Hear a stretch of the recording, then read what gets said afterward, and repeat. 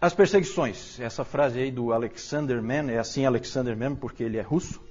Também foi um mártir esse Alexander Mann. Ele disse o seguinte: nenhuma criatura viva, exceto o homem, é capaz de assumir um risco, e até mesmo o risco de morte, por causa da verdade. Milhares de mártires que já viveram são um fenômeno único na história do nosso sistema solar. Pode passar. É interessante porque a perseguição ela começou com os judeus. Quem perseguiu primeiro a igreja foram os judeus. E Roma era o protetor. Não é assim que a gente vê no Novo Testamento? Vem os judeus vêm e eles querem massacrar os cristãos, né? O que a gente vê lá? Paulo apelando para César, apelando para Roma para escapar. E Roma acabava, no seu sistema legal, acabava protegendo a igreja. E depois, lá pelo ano 60, há uma inversão. Quem protegia passa a ser o grande algoz. E Roma passa a ser o grande perseguidor da igreja. É interessante, é claro que aqui nós vamos falar dos mártires, e é interessante que na igreja primitiva os mártires têm assim uns fatos pitorescos, né? Era muito comum comemorar o aniversário dos mártires. Só que depois de mortos. E no dia da morte, não no dia do nascimento. Porque na verdade eles entendiam assim que aquele é que era o dia mais feliz de cada um deles, porque eles então começou a verdadeira vida eterna com Cristo a partir daquele dia. E eles lembravam então, né? Era feita uma comemoração de um aniversário. Interessante. Vamos lá. A perseguição romana, então. Vamos direto para a perseguição romana. Ela aconteceu do ano 60 até o ano 320, mais ou menos. Foram 10 grandes perseguições. A primeira foi com Nero. Temos um legítimo descendente de Nero aqui conosco, né?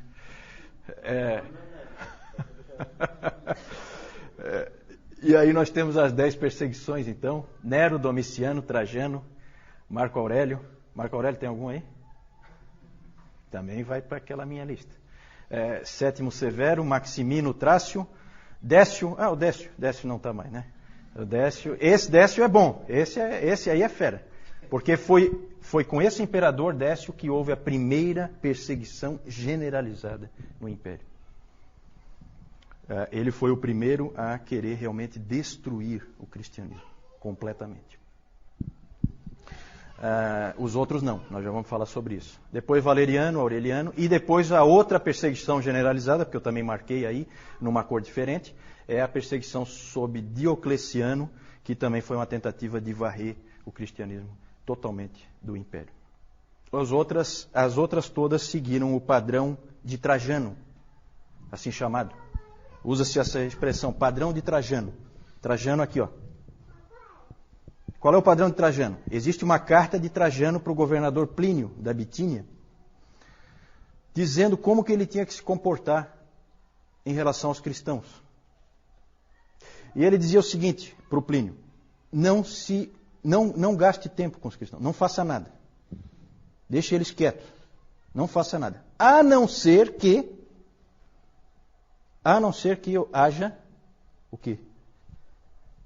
Denúncia. Se alguém vier reclamar para você de que aquele cara é cristão, aí você dá um jeito nele, obriga ele a adorar o imperador para resolver o problema. Então, esse foi, na maior parte do tempo, a perseguição foi assim, certo? Então, era assim, se você tinha um vizinho encrenqueiro, né, Emerson? Né? Você tinha um vizinho encrenqueiro, então você estava numa situação difícil, porque ele ia acabar te denunciando e aí você ia ser colocado contra a parede. Na maior parte do tempo, os cristãos viviam tranquilos, não havia problema, não havia dificuldade, a não ser que houvesse denúncia. É claro que você fica com medo o tempo inteiro, porque a qualquer momento alguém pode te denunciar. Então, era uma situação ruim. A primeira perseguição é interessante ali, a perseguição sob Nero, foi uma perseguição terrível. E aí nós temos o historiador romano Tácito, que não tinha nada de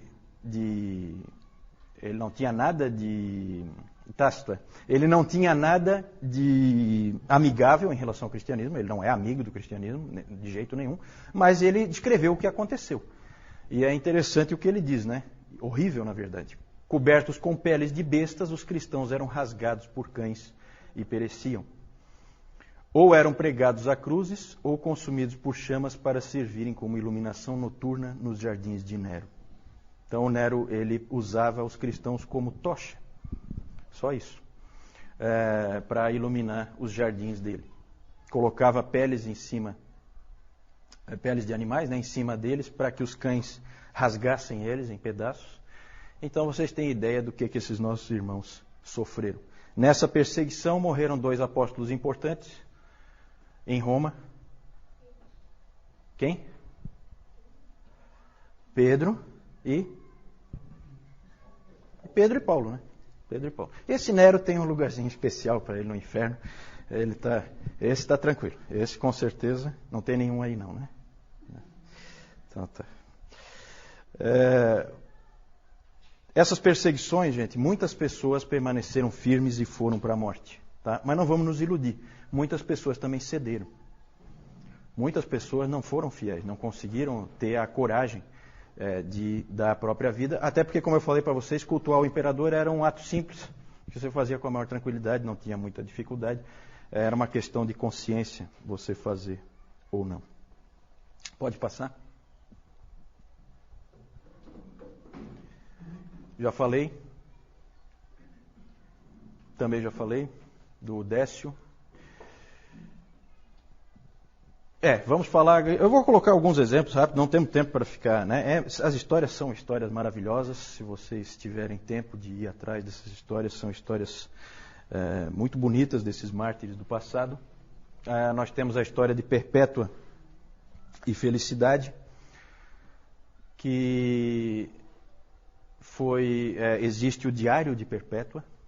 O Diário de Perpétua, que depois que ela morreu foi completado, né? Mas é provavelmente o escrito mais antigo de uma mulher cristã. É o Diário de Perpétua. Ela morava em Cartago. Foram presos 5 catecúmenos. Vocês sabem o que são catecúmenos? Nós vamos falar mais sobre isso depois, tá? Eles foram presos 5 catecúmenos. São pessoas que não foram batizadas ainda.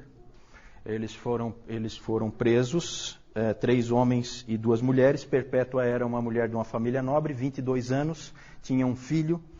A Felicidade era escrava dela, estava grávida de 8 meses, e elas foram presas numa dessas perseguições. Eu acho que foi na do Décio. E aí é muito comovente a história do pai da Perpétua levando o filho lá, tentando convencê-la, mostrando o filho, falando para ela, pensa na tua mãe, pensa no teu pai, pensa no teu filho.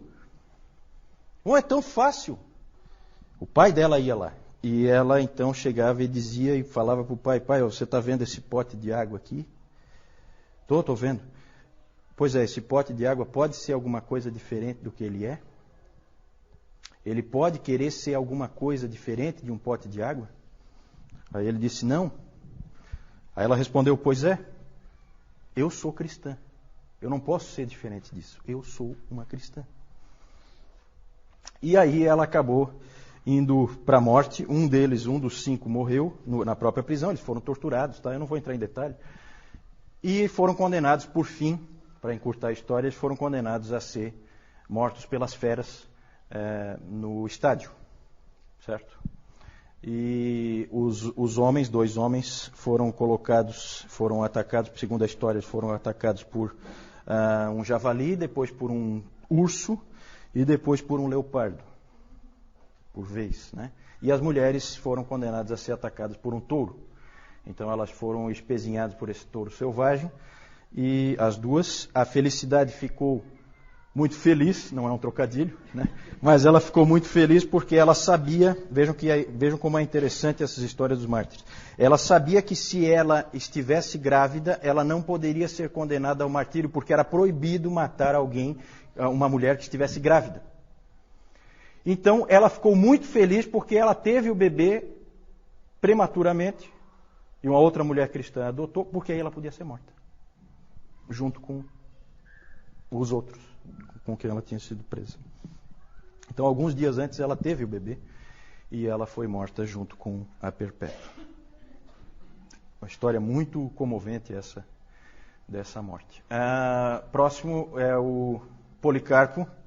Policarpo é sempre uma pessoa interessante, é um dos pais da igreja, e ele conheceu João pessoalmente, o apóstolo João. teve muita instrução com o próprio João. E é interessante isso, né? E ele foi um grande pai da igreja, muito amado pelas pessoas que o conheciam e o seguiam. E esse Policarpo, várias vezes o povo dele deu um jeito dele escapar da perseguição, mas ele teve um sonho uma vez em que ele era queimado e tal, e ele viu que Deus queria que ele parasse de fugir e que ele fosse finalmente morto. E a história é uma história fantástica, vale a pena vocês lerem, nós não temos tempo de ver aqui, mas o diálogo dele com o governador lá, romano, é um diálogo fantástico, né? Tem episódios assim fantásticos, né? Os cristãos eram chamados de ateístas. Então o governador romano disse assim: por que você não fala abaixo os ateístas? Lá no meio do julgamento, com um monte de gente. E ele tinha a intenção de que o Policarpo dissesse abaixo os ateístas contra os cristãos. Aí o Policarpo, esperto como era, pegou e fez ao contrário. Apontou para todas as pessoas que estavam em volta dele, querendo que ele morresse, e disse: abaixo os ateístas. Ele reverteu, né? Reverteu a coisa. Por fim, ele disse, o governador apertou ele o máximo que pôde, e aí ele falou que a famosa frase, né? 86 anos eu servi ao meu Senhor, e ele nunca me falhou.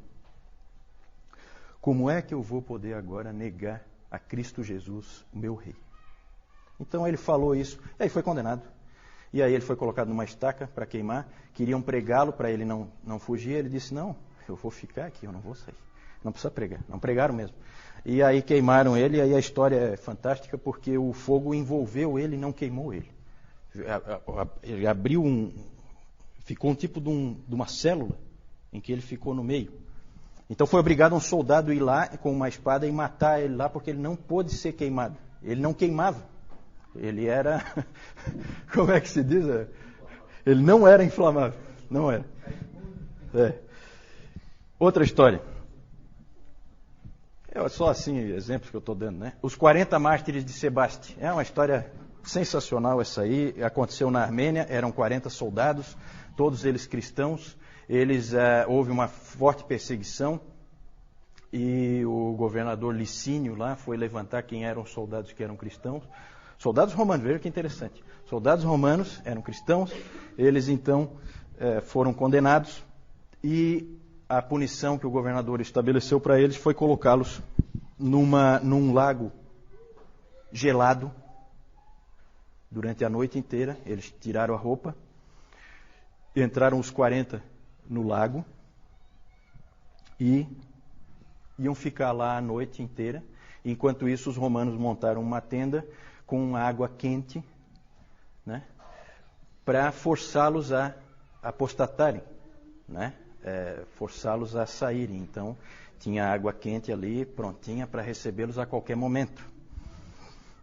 E era então uma prova, era uma tentativa de fazer eles apostatarem, que era sempre o alvo dos romanos. Os romanos nunca queriam matar ninguém, eles queriam que apostatassem, queriam que deixasse de ser cristão. E aí é muito interessante porque esses 40 mártires entraram e alguém puxou lá, começaram a cantar. E começaram a cantar assim: 40 bons soldados, 40 mártires de Cristo. Começaram a cantar, cantavam todos juntos, né? Imagina 40 homens cantando isso dentro de um lago congelado. E a noite ia passando e tal, de repente um deles fraquejou e saiu. E foi lá para a aguinha quentinha, a aguinha morna, né? Aí sabe o que aconteceu? Eles estavam cantando, aí eles assim, 39 mártires, 39 soldados de Cristo. E o guarda deles, vendo isso, ficou tão impressionado, ele já estava, né, sob uma forte impressão. O guarda que estava cuidando deles tirou a roupa e entrou lá, para ocupar o lugar do outro. Aí a música, 40 mártires de Cristo, 40 soldados de Cristo, né? E eles morreram ali. É muito interessante porque tem os nomes deles registrados, o nome dos 40. Hoje a gente tem os nomes deles. Quem tiver o nome ali, escapa daquela minha lista. Tá? Vamos lá. Razões da perseguição. Aí é bem interessante. Acusações de todo tipo contra os cristãos. Acusações de canibalismo. Por que será, hein? Canibalismo, hein? Já pensou nós aqui, BVN, aí alguém vai e chama a polícia? Não, tem canibalismo lá dentro. Por quê? Exatamente rumores de que eles comiam o corpo e o sangue de alguém. Sacaram aí onde é que está o esquema? Era a ceia, né? Acusações de canibalismo, de incesto. Por que incesto será, hein?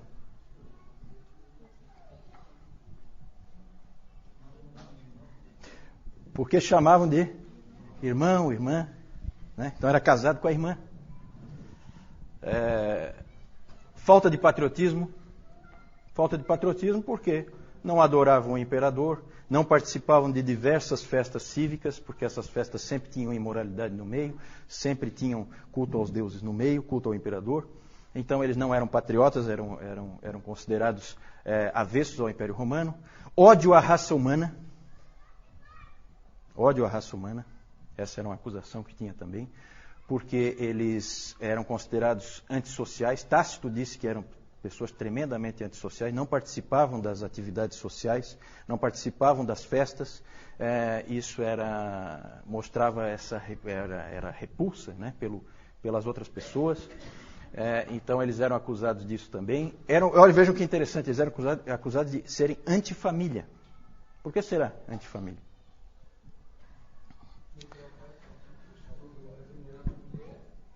Não é porque... Tipo o que a gente viu ali a história da Perpétua, né? Certo? Ela acabou abandonando o filho, o pai, a mãe, né? Por causa de Cristo.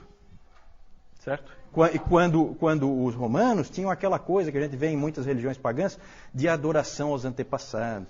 Então, depois João vai mostrar um altar aos antepassados, para você cultuar os antepassados e tal. Tudo isso aí eles não tinham. Eles eram cristãos. O cristão não tem nada disso. O cristão não adora ninguém a não ser Deus.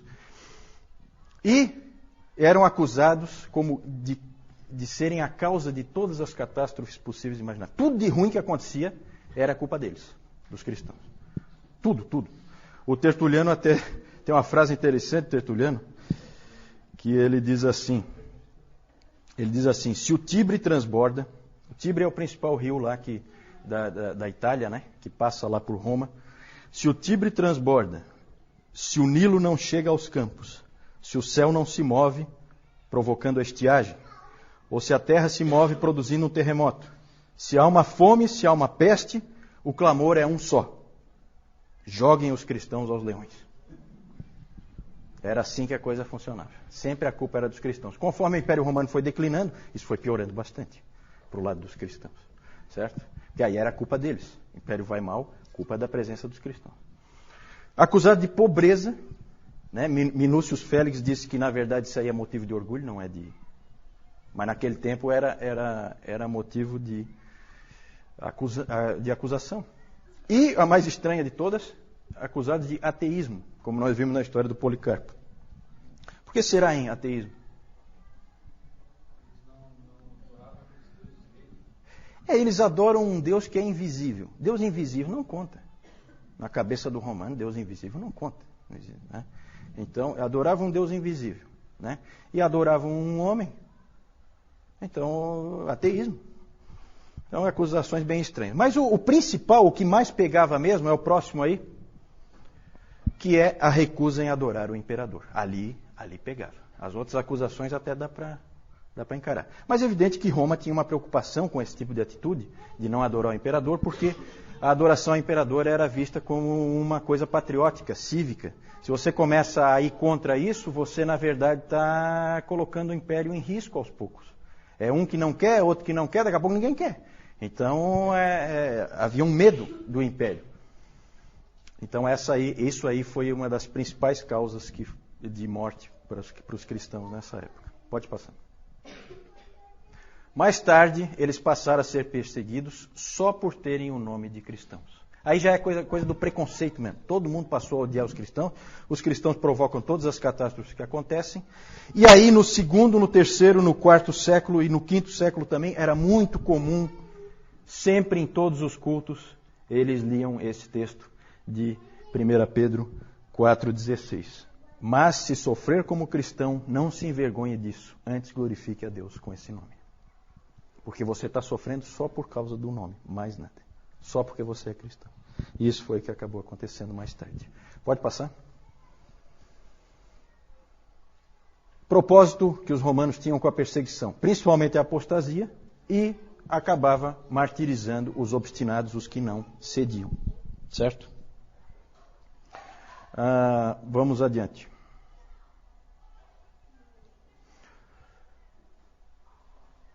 Os resultados da perseguição.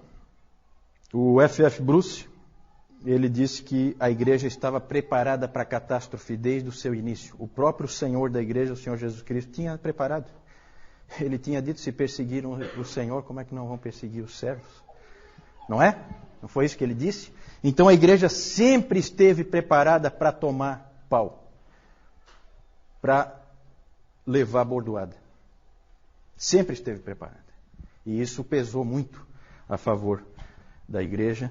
Ela se fortaleceu em meio à perseguição. Ela, na verdade, foi purificada. Vocês podem imaginar que nesse tempo não tinha muito cristão nominal. Quem é cristão de verdade. Não é cristão só de nome, né? Porque não é fácil ser cristão nessas condições. Não é nada fácil.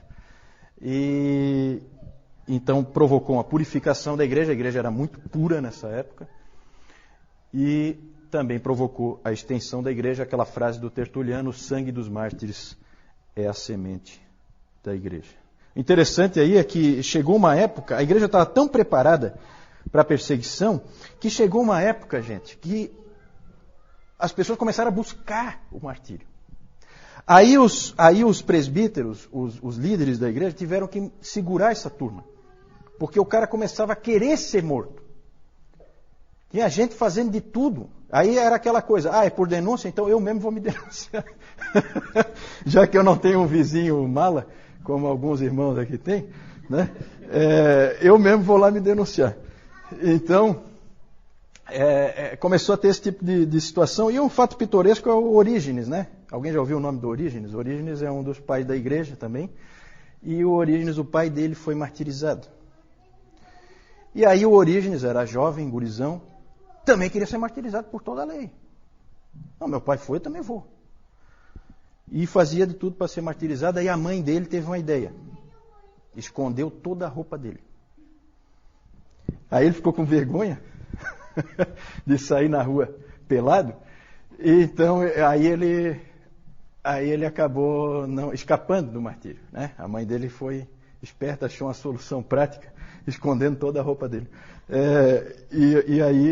E foi muito bom, porque o Orígenes depois foi um homem extremamente útil para a igreja, né? Foi um homem que fez muita diferença para a igreja.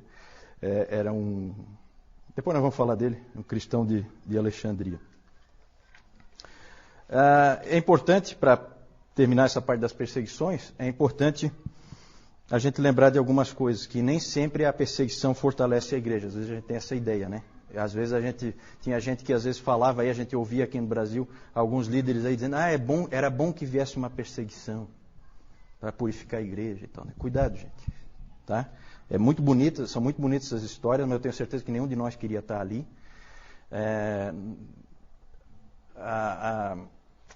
Às vezes a igreja realmente foi purificada e aumentou, mas também houve vezes em que isso não aconteceu.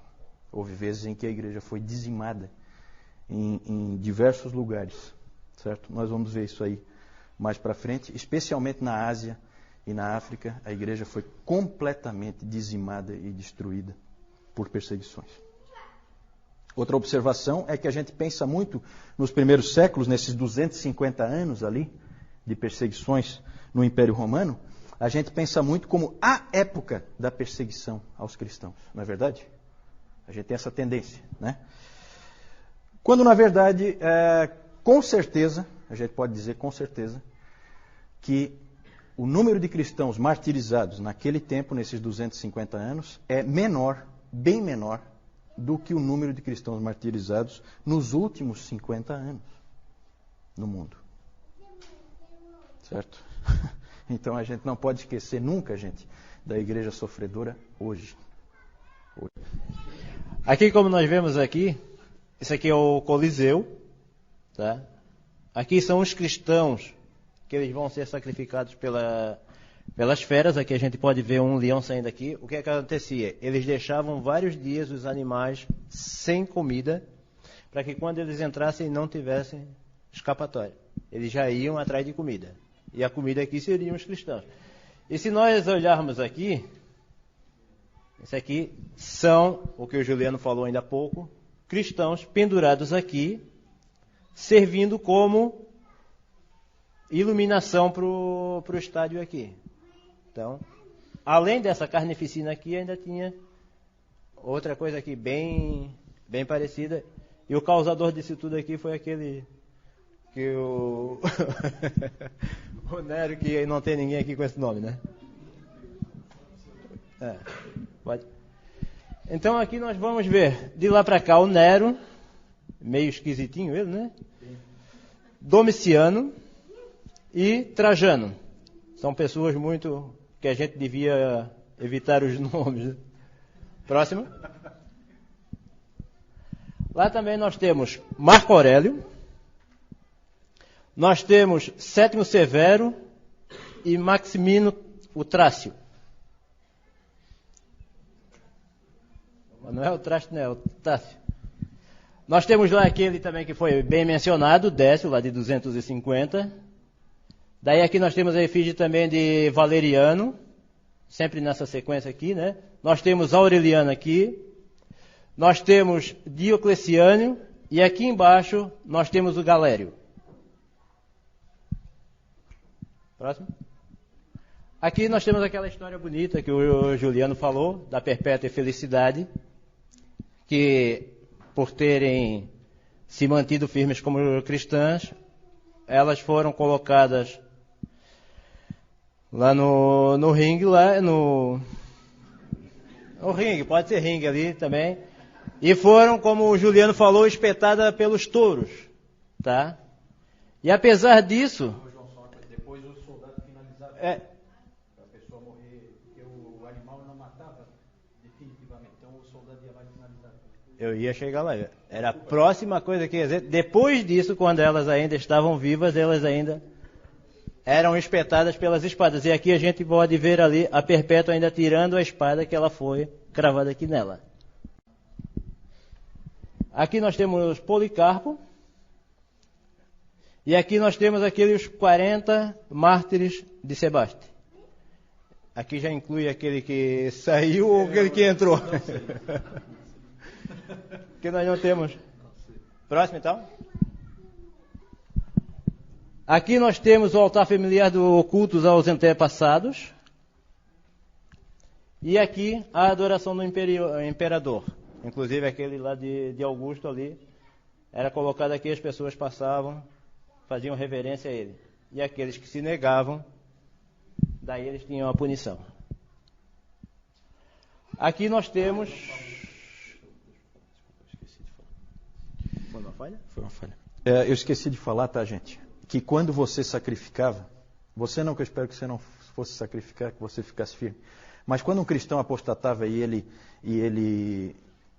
sacrificava efetivamente ao ídolo, ou ao imperador, no caso, ele recebia o chamado libelo, que era um documento provando que ele fez o culto ao imperador, adorou ao imperador.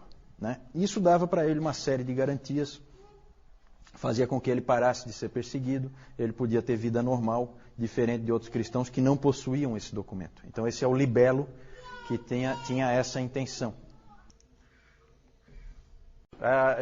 A Jussara perguntou quanto à fonte das informações que tem aqui. Né? A maioria das informações vem da palestra do David Calhoun. Né? Boa parte dessas informações estão repetidas nos livros, porque ele utiliza os livros como referência dele. Né? Mas alguma coisa não aparece lá. Alguma coisa é coisa que ele trouxe de outros livros. Então não vai aparecer lá alguma dessas informações. Você sabe de onde ele tirou isso? De manuscritos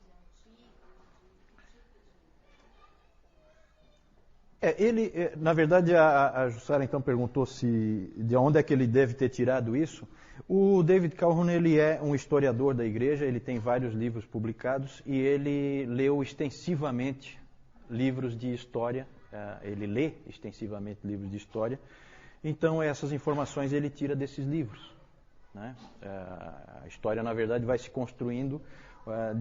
A principal fonte dessa história antiga que nós estamos vendo, a principal fonte de referência, sempre foi e continua sendo o livro, nós vamos falar mais para frente, a História Eclesiástica de Eusébio de Cesareia. A maior parte dessas informações da história antiga nós temos por causa dele, porque ele escreveu um livro de história. Ele, inclusive, é considerado o pai da história da igreja. Esse livro, História Eclesiástica, é uma fonte primária de referência. E aí, claro, tem todas as pesquisas e tal. Especialmente agora, nos Estados Unidos, está saindo um trabalho fantástico de um professor lá, Moffat é o nome dele. Ele está escrevendo em vários volumes a história da igreja na Ásia. Então é um trabalho de pesquisa muito grande que ele está fazendo. Ele está tentando resgatar essa história que meio que se perdeu. Alguma coisa o Calhoun já traz. Oi. A pergunta é sobre Nero, onde é que ele está posicionado e como que está estruturada a sequência que nós fazemos aqui do curso. A sequência, vocês vão perceber que ela não é exatamente cronológica, ela é em tópicos. Nós aqui, nesse item das perseguições, nós cobrimos 250 anos, agora nós vamos falar dos apologistas, nós voltamos lá para o segundo século, 205, o ano 320 já é no quarto século, certo? Então são coisas que se sobrepõem, mas para fins de organização, a gente trata cada coisa separadamente e a gente tenta aprender alguma coisa com aquele tipo de acontecimento, com aquele tipo de situação, em vez de fazer cronológico, que é muito mais complicado, leva muito mais tempo e fica muito mais confuso. Quanto ao Nero, o que se crê é que o Nero incendiou Roma, mas isso aí é uma coisa que não é possível provar. Não é possível provar. E foi sim no primeiro século. Foi no primeiro século. Certo? Nero foi imperador no primeiro... interessante. Fui perguntado sobre a destruição do Templo de Jerusalém. Uma coisa interessante quanto ao crescimento da igreja é esse aspecto aí. A migração da influência dos apóstolos, dos judeus para os gentios, veio na época certa. Porque se tivesse ficado no meio dos judeus, poderia ter se perdido. É claro que Deus tinha controle disso, ele é soberano e ele tinha tudo já planejado na sua providência. Jerusalém foi tomada e destruída no ano 70. No ano 70. Ela foi completamente destruída, nós temos lá as ruínas lá hoje do Muro das Lamentações, pelo general, agora eu vou trazer ele para mim aqui, né? Apesar de ser nome bíblico, escapou só pela metade, porque o general Tito que depois também se tornou imperador, ele foi quem invadiu Jerusalém e arrasou completamente. E depois, no ano 135, finalizaram o serviço e acabaram de vez com o país chamado Israel. Foi destruído completamente, deixou de existir e só passou a existir novamente agora em 1948, né? Isso. Mártires é uma palavra, a palavra mártir significa, quem é que sabe? Testemunha. Mártir é uma testemunha. Só que é um nome que ganhou uma conotação especial, técnica, para identificar pessoas que morrem por causa da verdade, por causa de uma crença que eles têm. Esses são os mártires.